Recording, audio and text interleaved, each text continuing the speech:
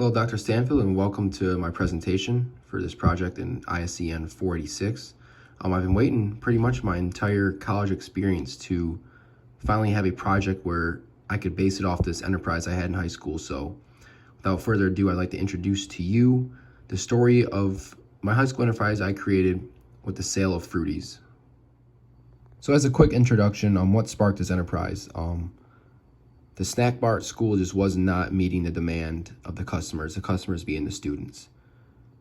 What was being sold was just not good product. It was a lot of fat-free stuff, a lot of restrictions on what could be sold.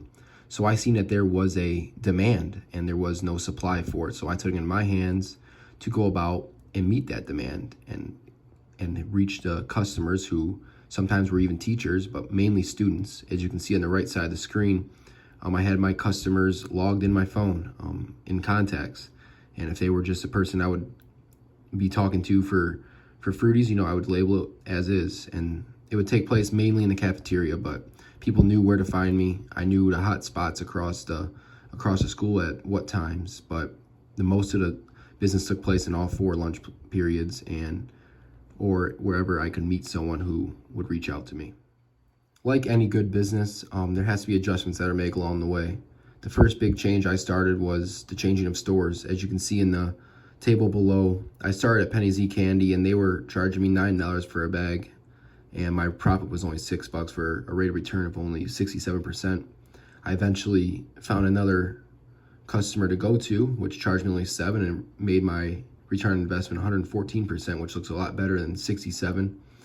And it also helped by changing the quantity. At first, it was 25 pieces per bag, but then I decided to lower it to just 24, and it helped increase $1 per bag.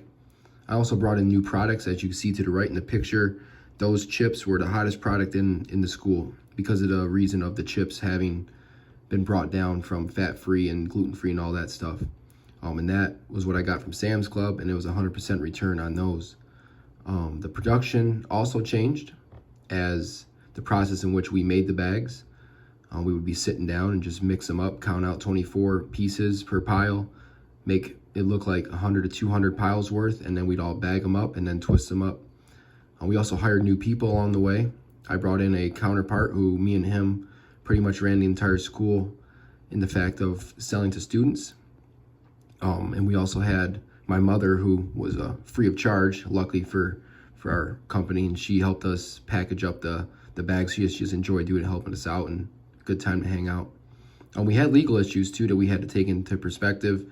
The principals said it wasn't allowed to do it. There was threats of taking our money and being suspended, but once we got through that issue, it was all good. And I think one of the main reasons why that came up was because of the environmental issue that was also in play. A lot of students would start just dropping their wrappers everywhere, and it started becoming a fuss for the custodians at the place. So that was something that we had to take into consideration and make sure that whoever we were selling to was disposing of the products into the trash can. Something I didn't know in the time, but now that I do looking back, is the ISE tools that I used along the way.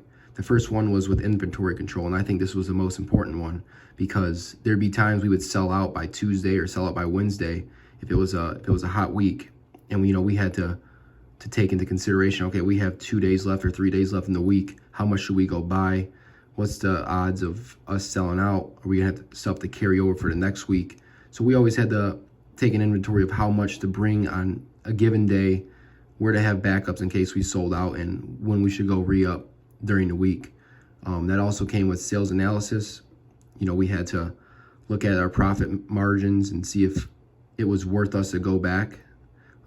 If it was worth us to go back on a Friday for just one day, or if it was better off for us to take that day off. We had our advertising and marketing as well, just by us being us and speaking out and having to communicate with our customers by pretty much word of mouth or using social media to post that, we have more stuff available and people would come hit us up.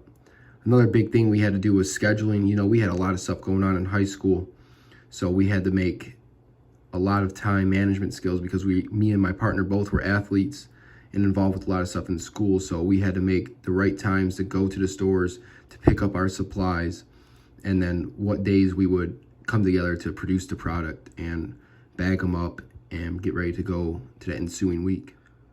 Just looking back at it now, about 5-6 years removed from this business, you know, there was a demand and we were able to meet that with our supply. There was business skills we had to use along the way. You know, we had to keep track of if the product was making us enough money, if the return on investment was profitable for us, was it worth it for us to go back and get more product for the ensuing part of the week. Also those ISE skills that I didn't know about at the time, looking back, thinking about controlling the inventory, having the time management to control the scheduling of how we would go about this thing, thinking about where we would be in the school at certain times to make sure we're meeting our customers' needs, and how it turned into a monopoly. You know, there was a lot of kids that tried following in our footsteps, but people wouldn't buy from them because of, you know, our stature and our reputation of our product.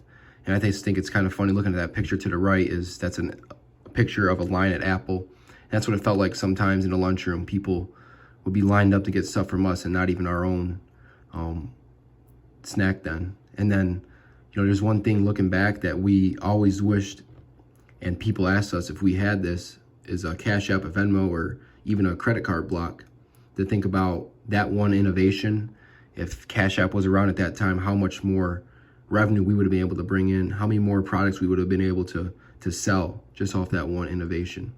So this was my little business idea that I had in high school, and I think it's really cool how, looking back at it now with the ISE tools that I've developed, as well as some business skills, how I was using those, and how there's systems in everything, and industrial systems, and pretty much everything that has to do with any type of business. So thank you for listening. Have a good day.